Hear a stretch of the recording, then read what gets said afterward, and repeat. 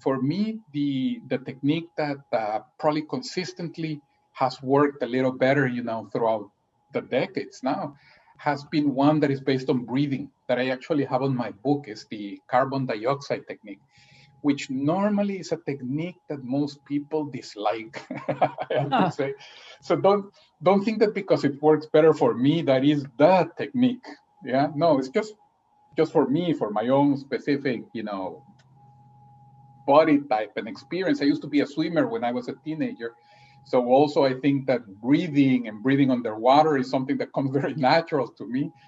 And I think that technique just clicked very well with my entire experience. So that one is the one that consistently I have used the most.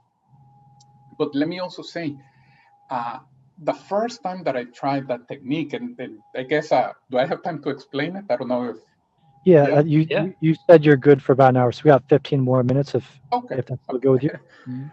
Yeah, let me summarize it so that so that this is not the last question.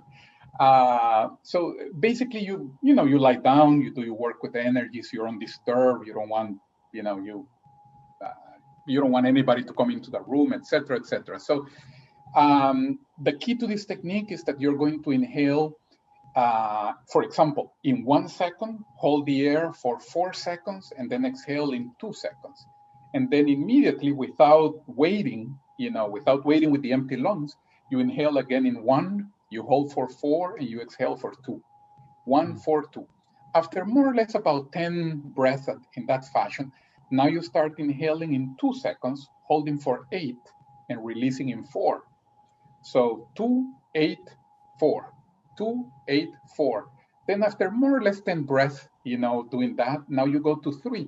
So now you're inhaling in three, you're holding for 12, and you're exhaling for six. The ratio is always 1, 4, 2. You're just simply every more or less 10 breaths increasing, the amount of seconds, right? So you get to a point where you're inhaling, let's say in five, holding 20, and exhaling in 10. 5, 20, 10. 5, 20, 10.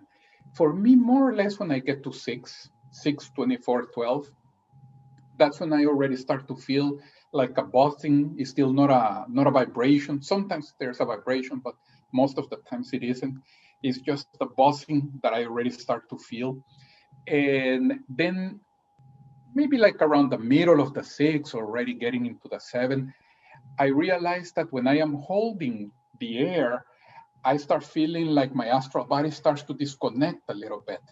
So I am in the middle of, let's say, 6, 24, 12. When I am around the 12, 13, 14 of the 24, I feel like my astral body starts to disconnect a little bit.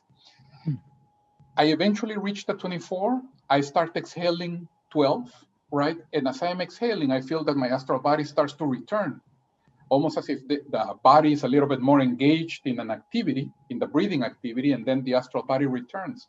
But on the next cycle, when I am again around the middle of the holding period, I feel that my astral body starts to disconnect a little bit more.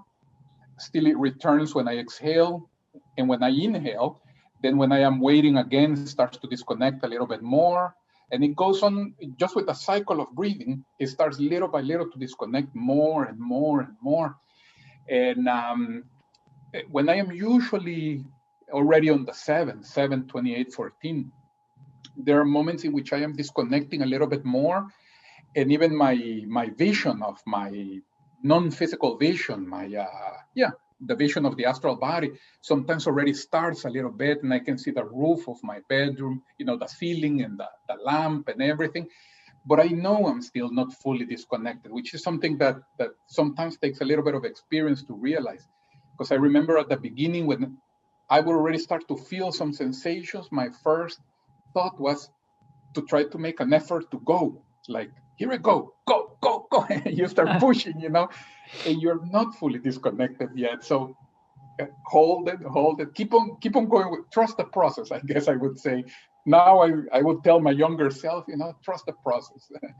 Because even though I'm already seeing a few things, I am still counting the numbers. I reach the end of the 28, I start exhaling, I feel that the astral body pulls back a little bit.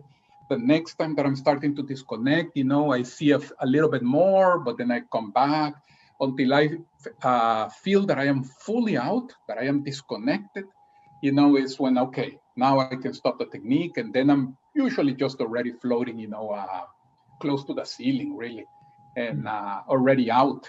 And then normally when I am out, and this was a habit that I got since I was, I don't know, 22, 23 or so, when I learned to do the vertical flow, was just before leaving the bedroom, doing a vertical flow outside the body. So as to try to sort of like center my energies and to regain enough awareness to go at my sharpest, or at my most stable self, so to speak, so that I am not a little groggy the way sometimes you are when you're outside the body, but so that I am the way I am right now, or even sharper, and then I control it a little better, and then I go. That's I guess the ideal disconnection for me. It doesn't happen all the time, but certainly your batting average increases, the more you practice, and then this type of a ideal disconnection starts to happen a little more often. Yeah. Cool.